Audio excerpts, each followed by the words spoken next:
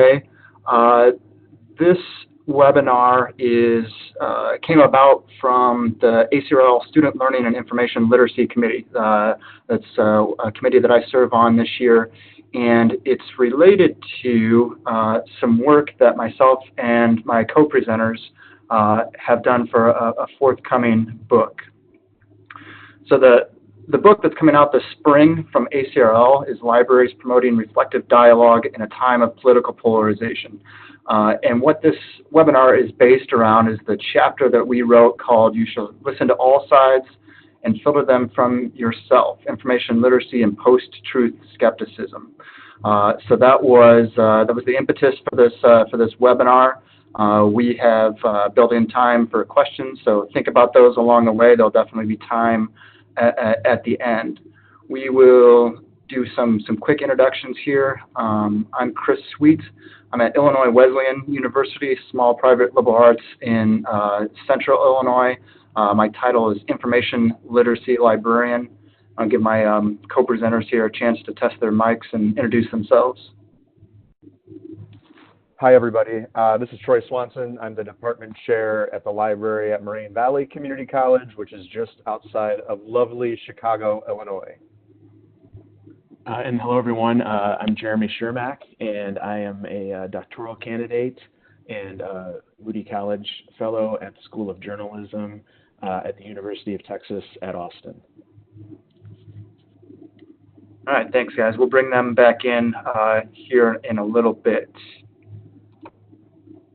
All right, so to get us started here, I've got a little chunk of a poem. Since we've got a virtual room full of librarians, I'm guessing that many of you will be able to identify this. Where does this come from? Any ideas?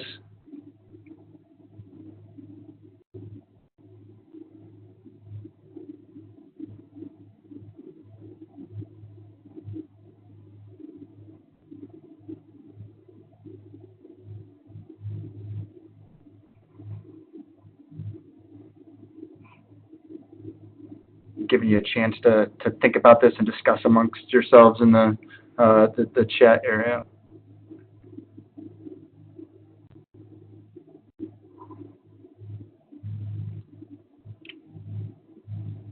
And I saw a couple of correct answers come through there. So this is a segment of Walt Whitman's Song of Myself. And the whole thing is this part is really about skepticism, and we lead our chapter off with this as well. And the interesting part, the part that really drew us to this particular quote, is the last line. You should listen to all sides and filter them from yourself. And it's the from yourself that really is what we're going to talk about today. What do humans bring to the information landscape? How does cognition affect our decision making, and how does it get in the way of skepticism? So I needed something just to demonstrate what we all know, that political polarization is increasing and fairly dramatically and rapidly. What I have here is a nice infographic from the Pew Research Center. And you can see the timeline from 94 to 2017. The lines are the median Democrat above, and the mass there, the red that is shifting to the right. As of 2017, 95% of Republicans are more conservative than the median Democrat. In 94, that was 64%. So it's not that it just like seems because of social media and things that political polarization is increasing.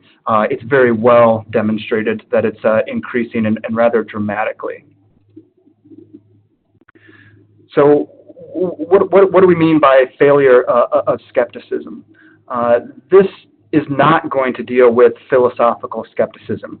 We're not going to talk about epistemology. We're not going to talk about the nature of knowledge, whether you can really know something. These are great questions. They're beyond what we hope to talk about. We do want to talk about the more common definition of skepticism. The definition from Merriam-Webster here an attitude of doubt or disposition to incredulity, either in or general or toward a particular object. So it's this kind of thing that we hope to instill in our students to not get them to assess information that is presented to them, to have some healthy doubt and healthy skepticism. But in this new post-truth era, skepticism is failing at both extremes. So we know that a lot of people are not skeptical enough of basic information that's just, that is unsourced, is dubious, is biased. That's been around for a long time. But the tricky thing here, and this is where it gets a little complicated, is that skepticism is failing at the other extreme as well. So if you think about it, fake news thrives on a different type of skepticism. It's a skepticism that doubts all types of authority. It's not listening to the scientists on vaccinations, or not listening to the overwhelming amount of evidence for climate change and global warming. That is also a form of skepticism, and both are problematic. So part of our thesis here, or what we want to argue, is that we need to rethink about how we teach skepticism. It's more complicated than it has been in the past. Have we become so overwhelmed and partisan that we're questioning the very truth of indisputable facts? That would be a problem. So from the library realm here, most of us, I think, are probably familiar with information behaviors, or at least information-seeking behavior. These grouped together form a lot of what we try to accomplish with information literacy instruction. The definitions here are taken from Looking for Information, to Survey of Research and Information Seeking Needs and Behavior. This has been around for a while. I think that's that cover images of the 4th edition there now. So this is some well-established research, and it's not just from the field of library and information science. It certainly is an interdisciplinary field of study. So the one we're most familiar with, information-seeking behaviors, conscious, intentional efforts to acquire information that fills an information need. These are the kinds of things that we're often trying to improve, to hone in information literacy instruction sessions. On the other hand, there's this thing known as information avoidance, and that is that we're predisposed to avoid information that conflicts with your worldview. So in these terms, I'm expecting you probably have also heard selective exposure and confirmation bias are part of information avoidance. And the little Venn diagram kind of makes this a little bit clearer.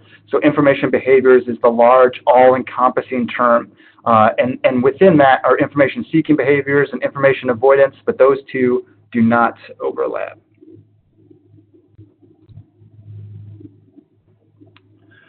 Again, we wanted to put these definitions out there just to get everybody on the same page. At this point, I am probably not telling you anything that you don't know, but this is kind of setting the stage for the rest of our arguments. So for selective exposure, this is when people consciously and unconsciously seek out material that supports their existing attitudes and beliefs. More broadly, audiences may seek congruence with their predispositions, including any aspect of their identity. Identity is highlighted there for a reason, because we're going to come back around to that.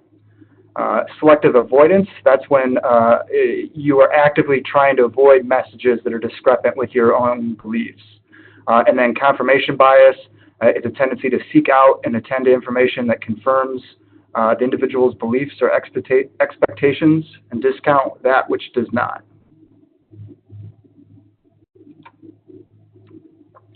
All right, something else that is familiar to most or all of us, the ACRL Framework.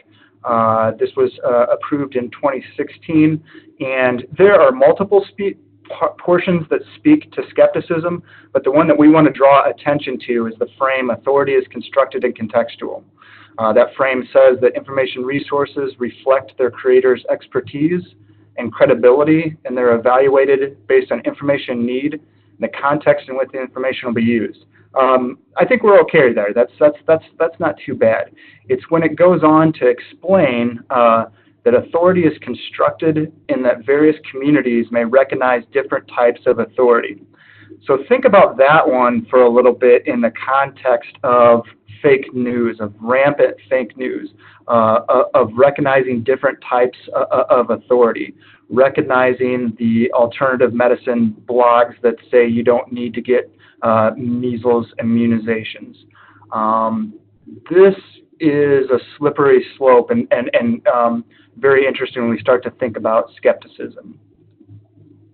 And then I'm going to turn it over to Troy to elaborate a little. Thanks, Chris.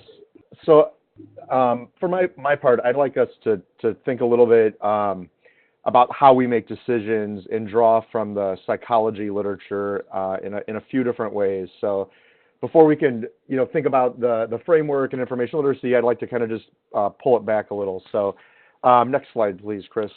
So to do this,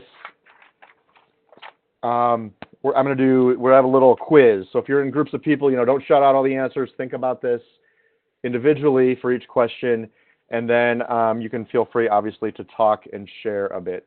So question number 1, Chris, go ahead. A bat and a ball cost $1.10 in total. So think about this little math problem. The bat costs $1 more than the ball.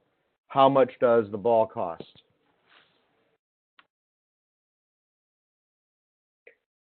So this is actually some of you may know this one. This is a famous question that's used by economist Daniel Kahneman and Amos Tversky because it separates, it shows a kind of heuristic thinking that we do. So yeah, so what do most people do? They take $1.10 and they subtract $1.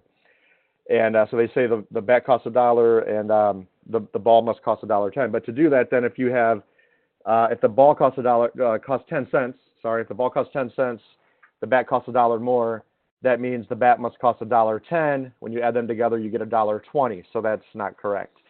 The correct answer is that the ball has to cost a nickel and the bat has to cost $1.05. And when you add a nickel to $1.05, you get $1.10.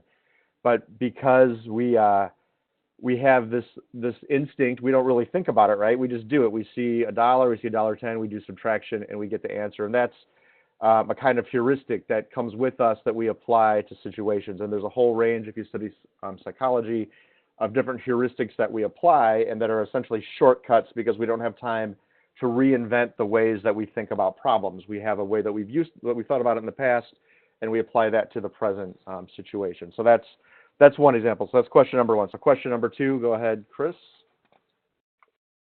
This is a really fun one to use at parties after a few drinks. So the question is, highly intelligent women often marry less intelligent partners. And then, of course, why? So depending on who you're watching this with, be careful how you answer. Many people, I've used this question with students in the past, and when you use this with students, most students really come loading this question with interpretations of the word women. And it becomes quite fun. But really, this has nothing to do with this. You could ask this question, highly intelligent men often marry less intelligent partners just as equally. This is really a math question. So on average, all highly intelligent people will marry people less intelligent to them because there's just not enough highly intelligent people to go around. So this has nothing to do with gender whatsoever. But when we try to answer this question, you get all kinds of things, that men can't handle intelligent women or women can't do this or whatever, right? There's this whole different ways to navigate it, but really it's just math and we don't see it as a math problem, and we add reasons into this. We attach a kind of reasoning into this problem that really isn't necessary. So save that one for this weekend when you're out having fun. Okay, next question. So if you had to choose a pen, there's no right or wrong answer, so don't fight over this one. If you had to choose, would you choose, these are pens that are on my desk that are giveaways from our library. One's green, one's kind of a grayish, brownish color. They both write black. They function the same way. Which one would you choose? And there's no right answer here. But the point of this is that all of us will be able to choose.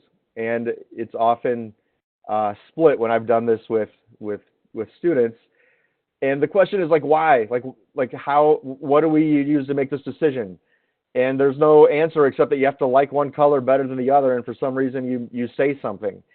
And this gets at kind of decision making that really is important, because without just being able to make a decision based on really nothing or meaninglessness like a color, we couldn't, get through our day. You couldn't figure out what clothes to wear in the morning you have to have a feeling like, just put on this and go. You couldn't figure out what you're going to eat.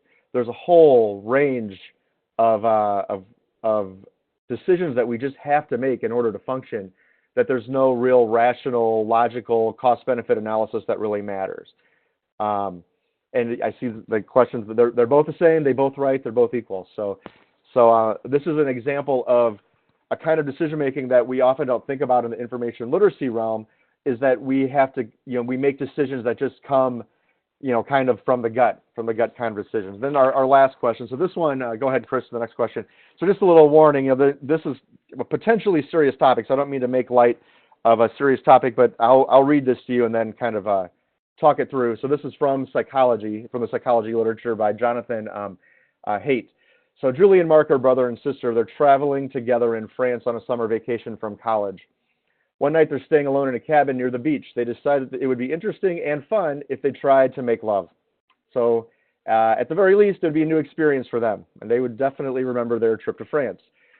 Julie was already taking birth control, but Mark uses a condom just to be safe. They both enjoy making love, but they decide never to do it again. They keep that night as a special secret, which makes them feel even closer to each other. So what do you think about that? Is this okay? And you can, think to yourselves how you feel about this question. There's a whole line of research in the psychology literature that looks at questions along these lines, and about moral judgments of right and wrong, and what pushes us toward that. So I've actually used this question with students in like evaluating source kind of discussions. And I get really interesting conversations. Like, this is the question that students always remember, and perhaps for obvious reasons.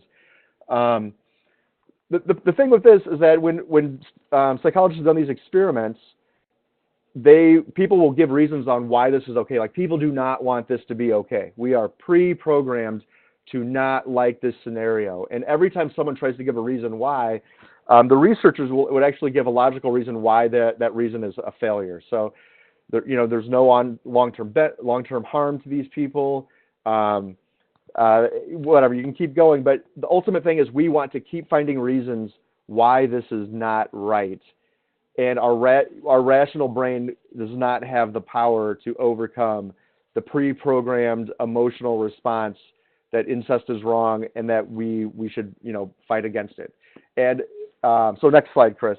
I actually think that that pen example and the Julie and Mark example demonstrate a lot more about how decisions are really made when it comes down to it than we often want to think. So our brains, we often treat our brains like we got this computer with a recording device and we're walking around recording the world, making logical determinations. But that's not really what psychologists are showing us, right? That reason is social, reason relies on heuristics and shortcuts, and that really the important thing is that emotions are deeply tied into our logic and into our reasoning apparatus. So that most decisions that we come up with come from the gut. And the word gut is probably not a very graceful research term, but I think psychologists would say that there's modules in the brain that do different things and that help us make decisions. And most of the modules that make decisions are divorced from our conscious mind. They're not the thing that they're not us that are sitting there thinking. Reason itself, when we come up with reasons, we can lay reasons on top of all kinds of decisions that our consciousness and our reasoning mind did not make. So, you're on the diet and you get that chance for dessert and there's that hot fudge sundae and it really looks good. And reasonably, logically, we know we shouldn't have it. But those parts of our brain that really want it help us make that decision. And the consciousness may not be the thing that actually says, oh, I really am going to take that hot fudge sundae. It's the rest of our mind that's programmed evolutionarily to want those calories wins out. And then we can come up with reasons later that, oh, I'm just going to cheat this once, and next time I'm going to do better, et cetera, right? So we know how that works.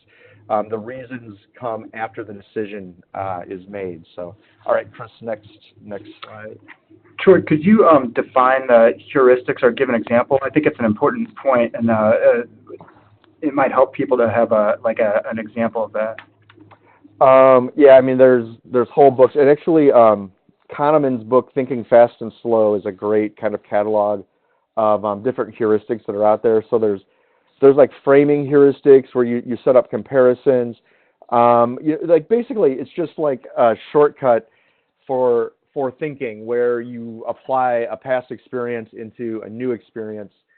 Of course, now the most famous ones I'm going to blank on. Perhaps people can throw up some good examples in the chat room. No, I think the example of a shortcut that our brains take is the important bit. Yeah, another way to think is sort of like a rule of thumb. Some people they really connect in with cognitive biases that are out there. So, yeah. Okay. How about next slide? So. I'm really interested in some of the work that's done by psychologists Mercier and Sperber, and I have a quote from them in the next slide, I think. But they've looked at reasoning and decision making from an evolutionary point of view, and they say that we really have a misunderstanding of how reason works and what reasons are about. So they argue that the reason that we have reasons is actually a tool for group decision making and group tools, thinking about bands of humans that live together in almost like tribal kinds of existence. And the goal is not that individuals actually use reasoning to make individual decisions, but that groups use reason to debate and make decisions and find the right path through whatever challenges that they face. And it's reliant upon the fact that there's diverse thought within groups, and that each individual doesn't have to be right for reasoning and decision making to actually work. And that at the individual level, individuals, their role in this is really to just do a couple things: is to make up reasons. Those reasons don't even have to be right, but to come up with them, and to be very critical of the reasons of other people. And if you think about this, it really makes sense that we're actually really good at knocking down the arguments that other people make. And we're actually really bad at knocking down the arguments that we make to ourselves. And this, of course, touches on some of the problems when, I'm sitting here looking at Facebook all by myself and I'm not in a group argument. I will fall prey to my own weaknesses and my own heuristics, because my reasoning, evolutionarily speaking, my reasoning is reliant upon others to show me why I'm wrong. And I really, and just to say, like, this area of research, there's definitely not a consensus within the field of psychology, like, that's for sure. There's a lot of debate. And so this is one area of research and one perspective, one framework that I've found compelling, but I would encourage everyone to definitely explore this on their own. So next slide. So this is just a quote. So here's Plato and Aristotle, of course, that are the fathers of rationality, perhaps. They're actually saying that they would be wrong. So this is Mercier and Sperber. The main role of logic in reasoning, we suggest, may well be a rhetorical one. Logic helps simplify and schematize intuitive arguments. So that's their intuitive arguments are those gut level decisions. So I make the decision, and then my rational brain adds the reasoning later to explain it, even though I may not even understand why I actually made those decisions in the first place. Okay, next slide. So your reasoning is tied into your beliefs and who you are and how you see. So this starts to touch back on that the ideas of the cognitive bias. So identity, experience, and existing beliefs help build those kind of reactions and heuristics that you're going to apply to new pieces of information that you may interact with, or new situations that require you to make decisions. So there's the when you deal with an information source, for me at least, it's kind of a two-way street, right? It's not, when we think about how do we evaluate a source in the framework of like information literacy, it's not enough to just look at aspects of the source itself, but we also have to think about aspects of us that interact with that source. And, most of our long-term held beliefs about, who people are and how economics works and relationships and all of those things, they get very solidified early on in our lives. And so for those of us that are in college settings, right, when a student comes to us, as a first-year student even, their beliefs about how the world works have been solid for quite a while. Like some research is showing, a lot of beliefs are solidifying 7, 8, 9 years old. Those early beliefs about, roles of like gender roles and economics and things like that are really getting set early. And now here they are in our classroom, and these sources that we're giving them or research that we're doing comes into interaction with those beliefs. And we, I think, should be thinking about how do we set up students to recognize how their beliefs play into that research. So next slide, Chris. So with that being said, right, each topic is going to have a vector, and depending on where you stand, you interact with a topic, you're going to fall somewhere with either a really strong reaction for it or against it, or you may be in the middle where you don't know much about it and you have to try to feel your way through it.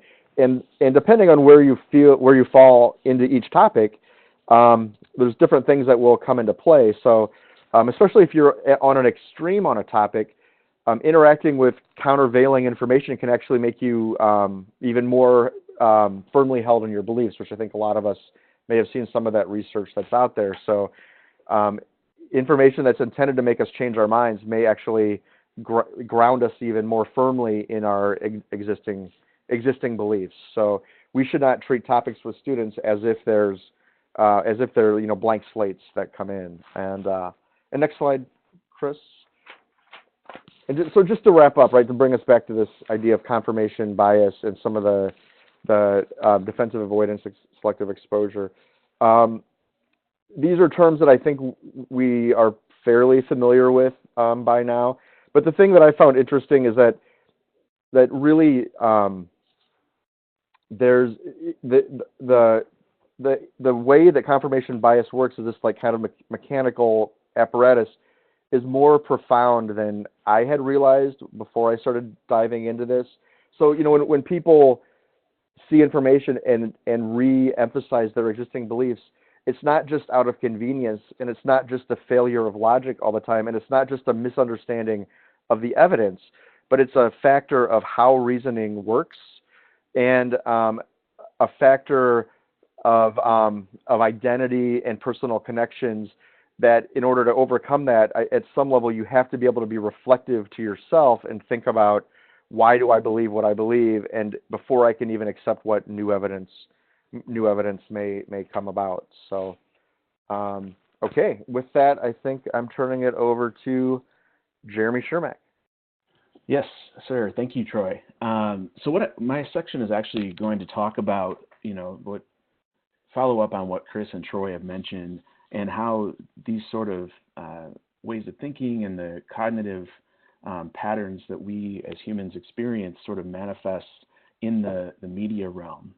And so I want to open with a quote actually from a Pew report recently published that I'll mention in a bit. It says, quote, "Anyone who wants to understand today's news environment faces a challenge: how to discern the nuances of digital news habits. When Americans' attention spans are fractured, human memory is naturally limited, and news comes at them every which way."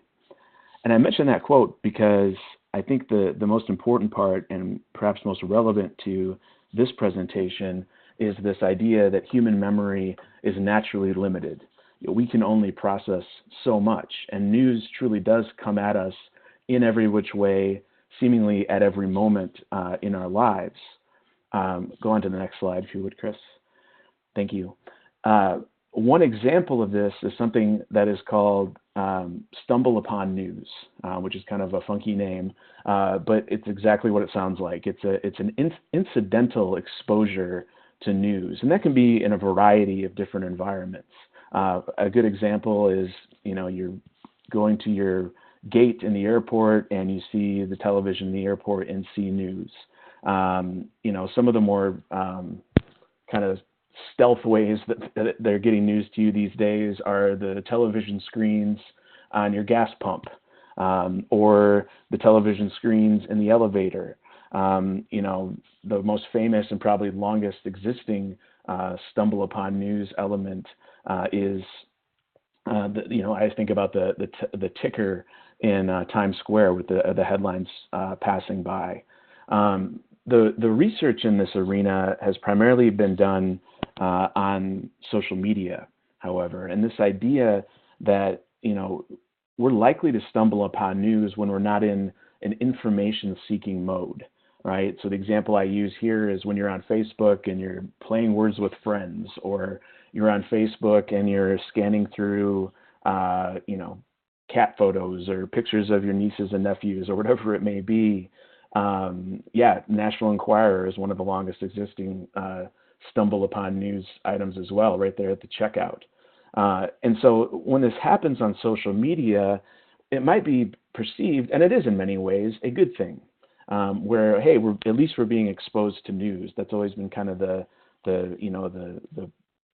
silver lining of all of it. But in reality, studies have been done on this to show that when people are on Facebook in a entertainment mood, so to speak, when they're there to play games or discuss something that is, you know, not as serious per se as news, when they stumble upon news, if that news is partisan, if it's like-minded towards their partisan beliefs, it reinforces selective avoidance.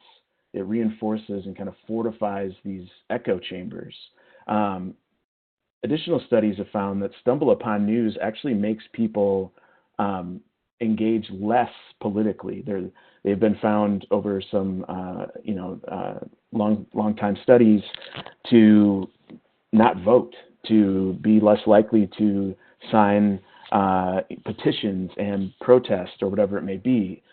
So even though these things might seem good on the surface, they're actually playing into some of the issues that we have with processing information, and certainly the issues we have for our action after we receive news.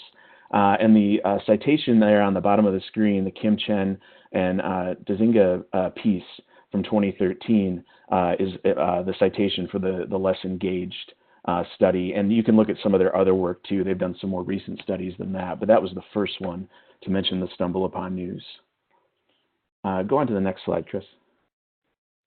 So another challenge, on top of sort of this issue we have with processing information, is that we, more than ever, we see more opinions in public than we have ever before.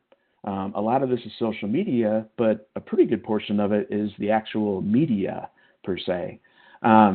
Pew Research decided to take this on and look at this a little bit more extensively.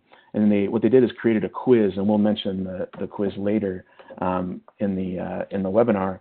But if you look at those two statements, let's focus on the top statement. It says spending on Social Security, Medicare, and Medicaid make up the largest portion of the U.S. federal budget.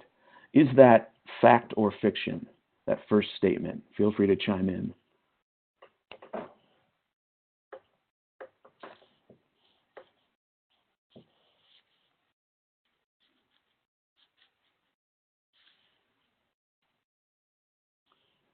Okay, so we got some facts, some couple of mentions of opinion, fact. I know I'm in a room of librarians. You probably want to go check this. Yeah, we need numbers, Joseph. That's good. That's good. But this coming from Pew, this actually is a fact. That is a fact, and so it's not an opinion. And yet it would solidify this if we did have numbers. But on the surface, this is a fact. What about the second one? Government is almost always wasteful and inefficient.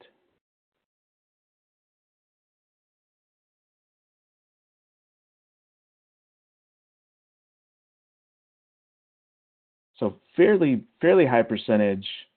Government is almost always wasteful and efficient. That is, on the surface, again, opinion. all right, an opinion. So what's happening, you can go to the next slide, Chris. What's happening is Pew found that a lot of these are, the general public has difficulty discerning what is fact and what is opinion. And so I think if I were to give this, and Pew did, if they were to give this to the general public, I think the answers might be a little bit differently, because the only options they had were fact or opinion. It wasn't, I don't know, all right, because we're just looking at those statements. But if you look at the results, and this is the spending on Social Security, Medicare, and Medicaid, the results, notice to the right there, and notice how they break down along party lines. 63% of these were able to identify it correctly around Republicans. Democrats a little bit less, independents a little bit higher than Democrats as well. They also looked at those who have trust in national news organizations, who they classified. So those who trust the news actually were the highest percentage of those to answer this correctly. All right. And for the other, the opinion statement from the other page, I didn't post those stats here, but roughly 70% of respondents got the opinion one correct about wasteful and inefficient. Regarding the immigration statement here, I wanted to add this because it's so very much in the news today, is the very interesting and the very large spectrum of replies here. The people in each party who classified it correctly as an opinion, and the the statement is, immigrants who are in the U.S. illegally are a very big problem for the country today. 49% were, only 49% of Republicans were able to correctly identify that as opinion. 81% of Democrats were able to correctly identify that as an opinion. So you can see these issues here. There's a lot of trouble with, based upon party lines, with identifying what is fact, what is opinion. Go ahead on the next slide, Chris. And I'm just checking out some of the questions. Bradley, to your question, it's looking at the correct response. So Pew had, the correct responses.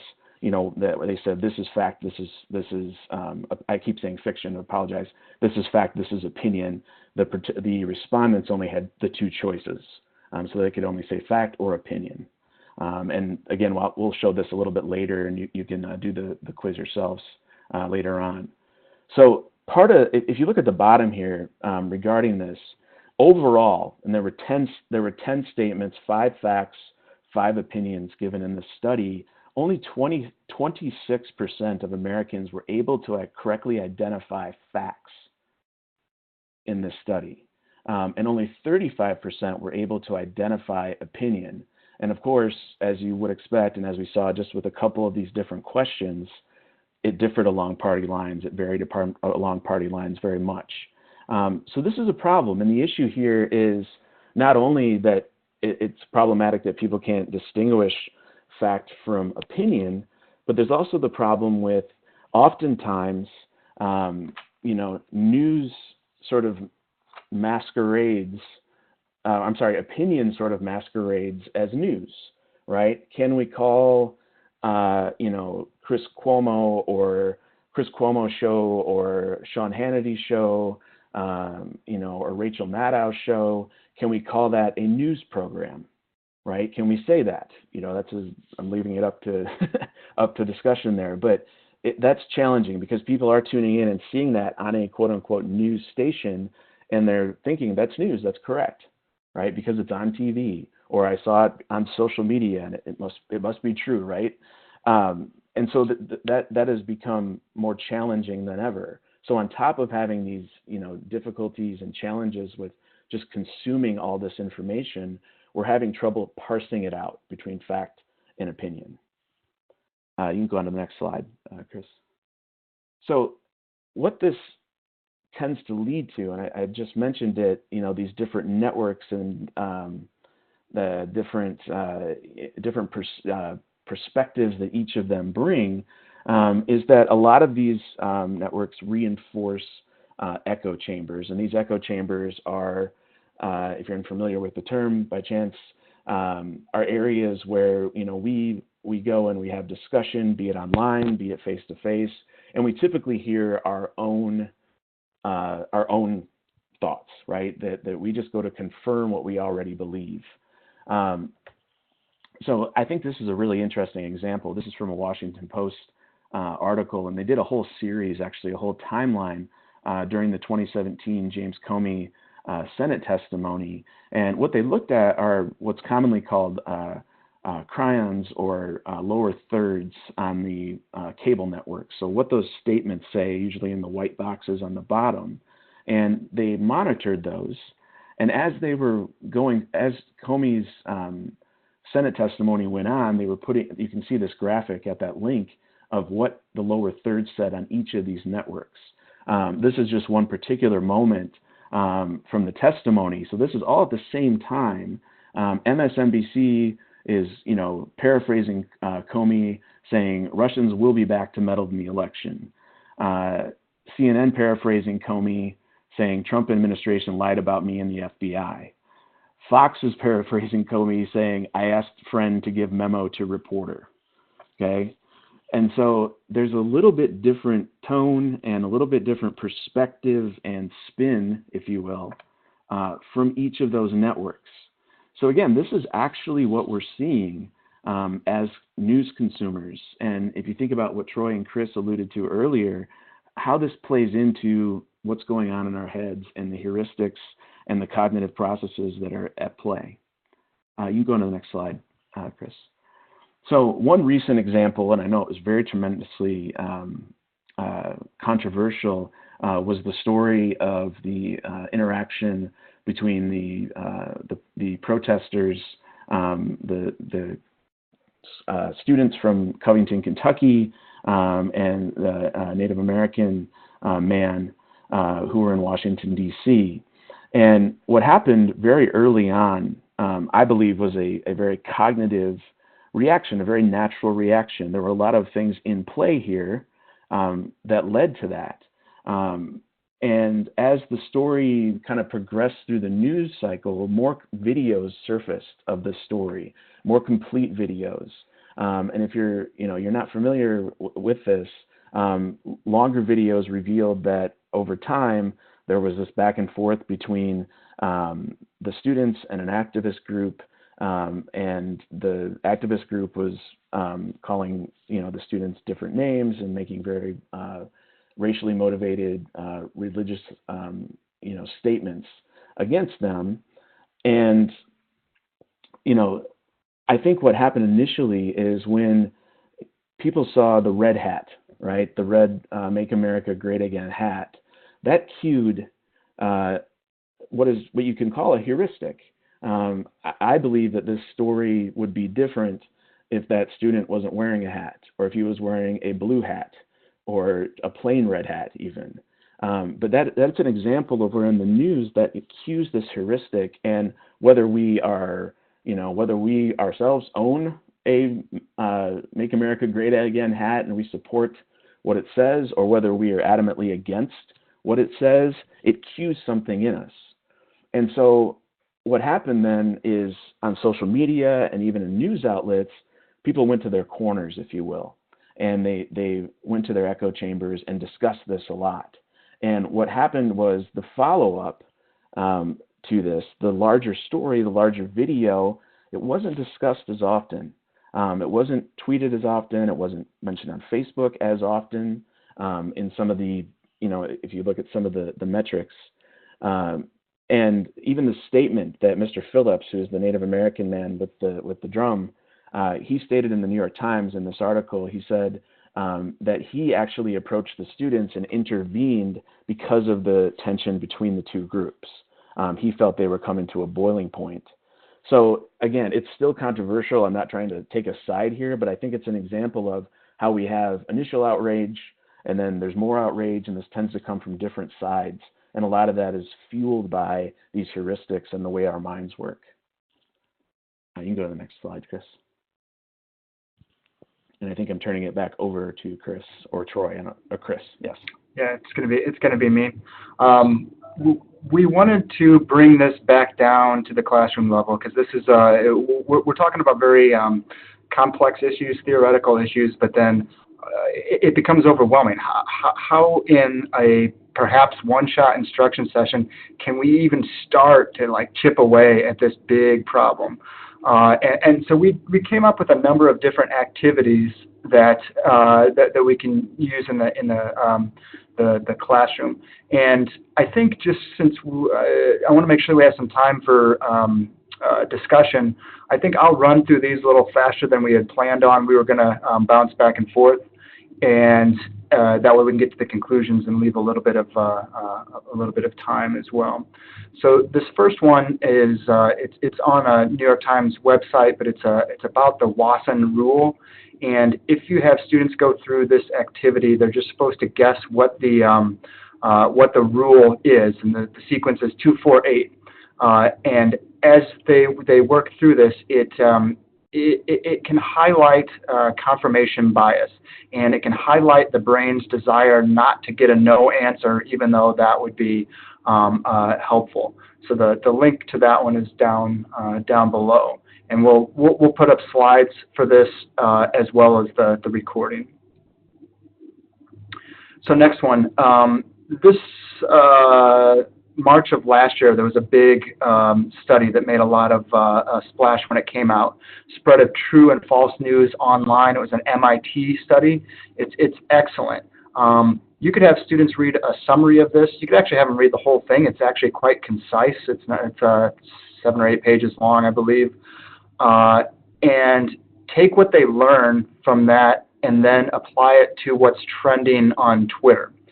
And it's a way to get at some of this underlying sort of material and get students to think about what kind of psychological perspective they're bringing. And part of that study was really about how people love to be the first one with a news story. They called it novel information. Everybody wants to be the one with novel information. If you look on Twitter and stuff that's trending, how much of it fits that sort of idea. So Checkology, this was News Literacy Project and Facebook Journalism Project. They came together. Perhaps Facebook has felt bad about their lack of initiative in this area in the past. They started to put some money in it. This is to be used in classrooms. So it's a nice source. It's not really appropriate for graduate level students, but a first year, second year sort of information. It can help teach about confirmation bias, and then there's basic access to a couple lessons, and then they have more that, of course, they would charge you for. All Sides is one that Jeremy really liked, and I think he wrote this exercise.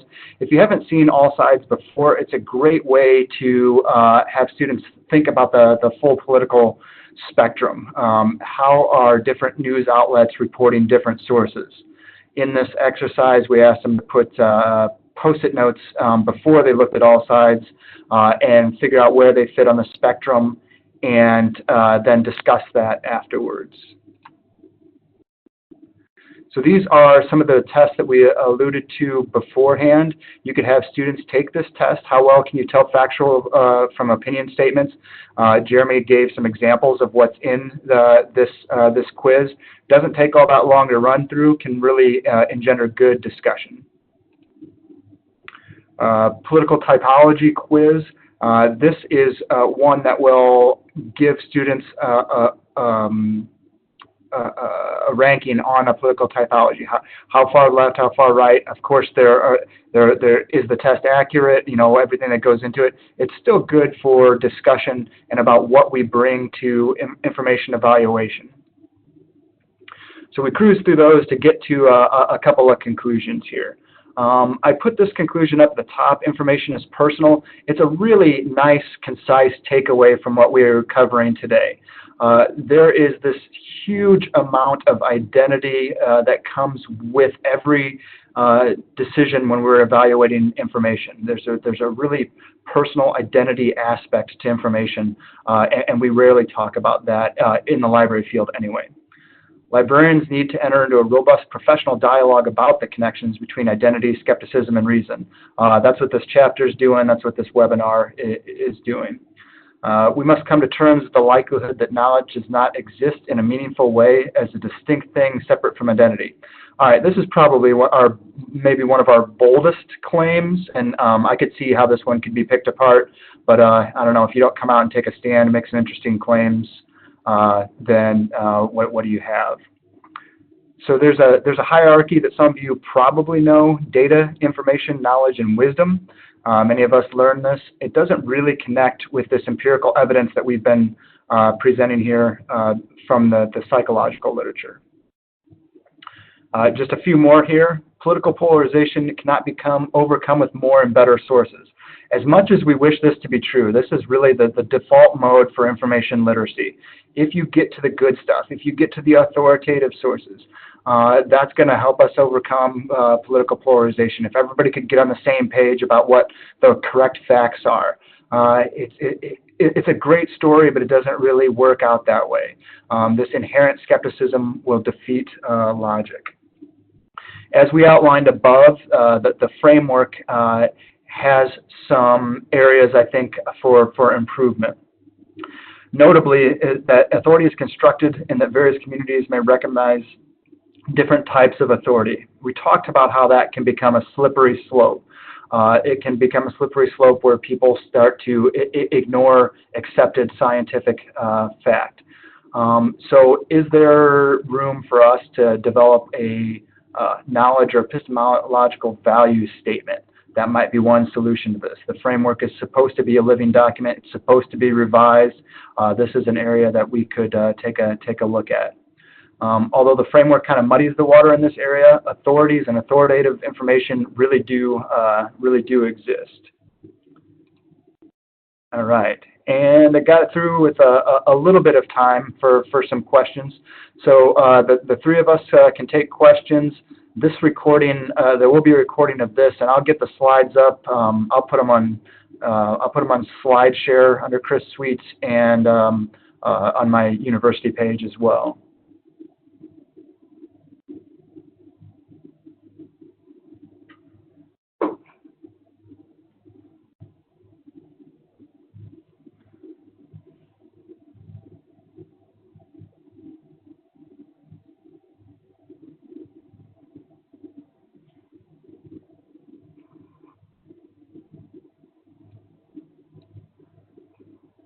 All right, any of us can chime in here. How does skepticism relate to curiosity, intellectual humility, or frameworks like fixed versus growth mindset? There is certainly an aspect of curiosity. If you're going to do the work, and this is the more traditional skepticism, you have to wonder about a question. You have to wonder, is this person telling me the truth? You have to wonder, is there bias in this particular piece of information and what this person is telling me? So it does. In that sense, it goes hand in hand to really move forward into that skeptical mindset. And I would say I've been reading about the intellectual humility area, and I think that idea of being reflective, I mean, just an approach to knowledge is you have to be able to accept the fact that you might be wrong and you might need to change your mind. And so many people, especially when they're really at an extreme on a topic, you come in and you're not prepared to do that, and that undermines that idea of being, humble to start with. So having students to be reflective that's a stance that's valuable, and why that might be valuable is important, but easier said than done for sure. And I'll add really quickly regarding the curiosity, and this is actually something we do discuss a little bit more in the chapter itself. But there is some of this literature and research out there saying that in today's age we have become less curious because we're more reactive to what we see, and we also have more targeted methods of finding information. We don't just, if I'm searching for data on immigration, I don't just type in immigration most of the time, right? I can look specifically for what I want. and that leads to less curiosity, really. In the fact and opinion quiz, I wonder if some knew something was opinion but felt like it was a fact because they strongly agreed with the opinion. I'm certain that definitely happened. I mean, and that's part of what I think it was trying to call out, and that's part of the reason that they sort of did a sort of a crosstab analysis with political affiliation as well. I think as you move through that quiz, it's kind of more clear when they are giving you an opinion, especially if you know going in that that's part of the nature of it, if you've seen some of these examples. But I think it does work really well with students, and it's great to get them talking.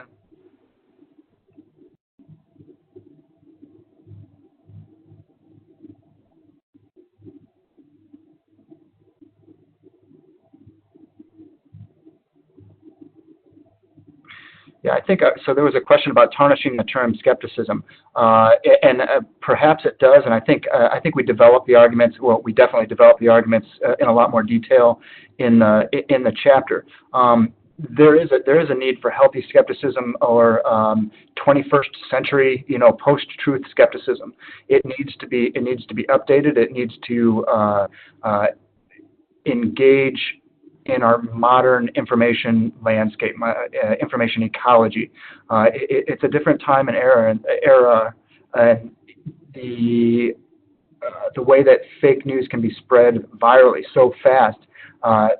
The skepticism, it takes some time, it takes some deliberation, and that's when some of these other, like when the Associated Press picks up a story because they don't want to be left out, and it turns out that it was not based on good reporting initially. There's an example of even the press failing the basic standards. And I'll just follow up on that. There's an excellent book by Tom Nichols called The Death of Expertise. And it points to this idea of hyperskepticism and how in an age where we have so much access to information on our own, literally at our fingertips with our mobile phones and apps, that people are starting to feel like there's no need to consult the experts. I have it on an app. I have it on Wikipedia. And so that's an excellent read if you're interested in more on this kind of skepticism or hyperskepticism idea. So a challenge, in my opinion, addressing these kinds of issues meaningfully in a one-shot environment. It's always tough. One-shots, you're very limited in what you can do, and we want to do all these great things. We want to introduce students to critical information literacy, and we want to bring these ideas about the complexity of skepticism and confirmation bias and selective avoidance and all these things. It's going to be a very quick activity if there's time at all for it. And Troy, I know you've worked them in fairly regularly into one-shots, correct? Maybe. Sorry. Yes. Kind of. I mean, no matter what, it's difficult in a one-shot, and you ultimately have to have the buy-in of the faculty member that you're working with, because it has to carry through. Like, it's going to be too surface level to really have meaningful change in a one-shot session. But I mean, I think there's ways that you can acknowledge that and at least look at it as you're evaluating sources, looking at results in databases.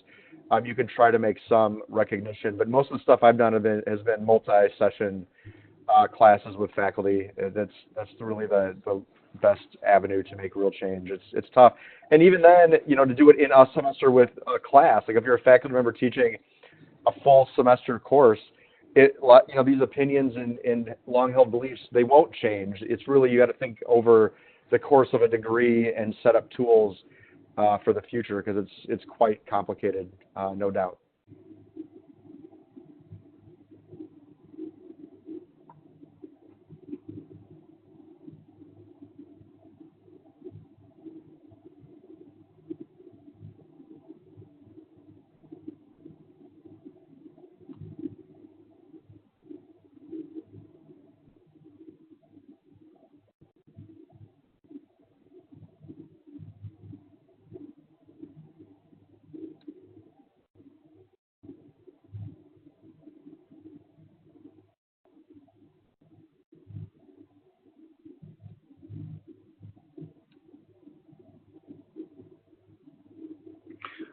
So there is not so much a question as a statement about getting faculty to buy in for the need to integrate this stuff into their curricula.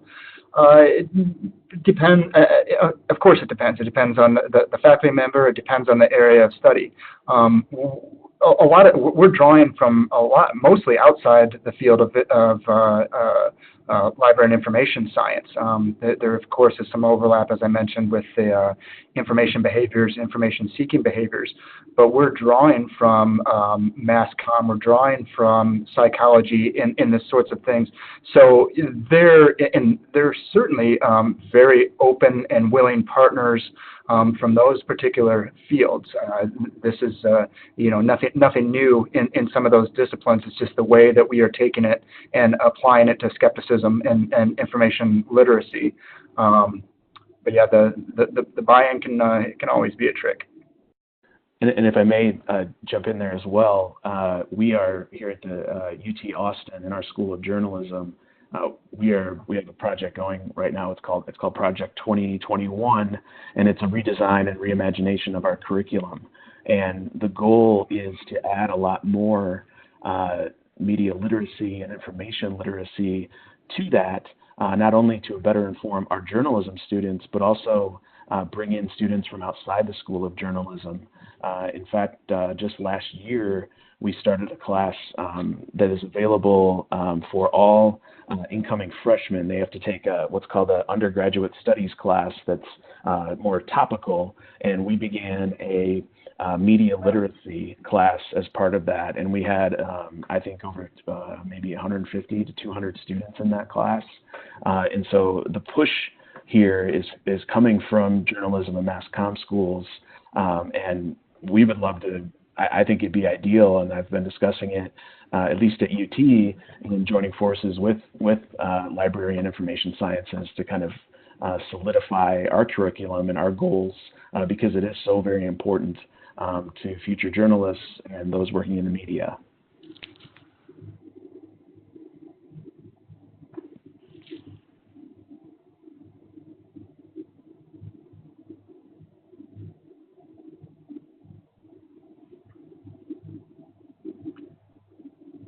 So we're a little over time now.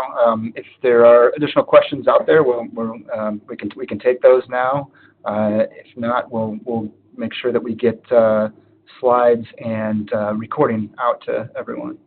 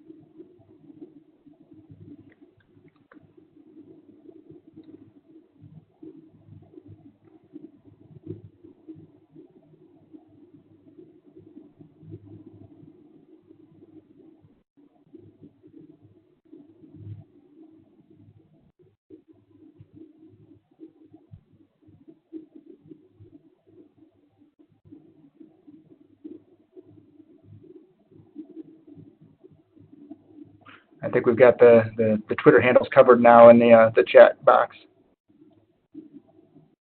Should have listed those at the end here, this last slide too.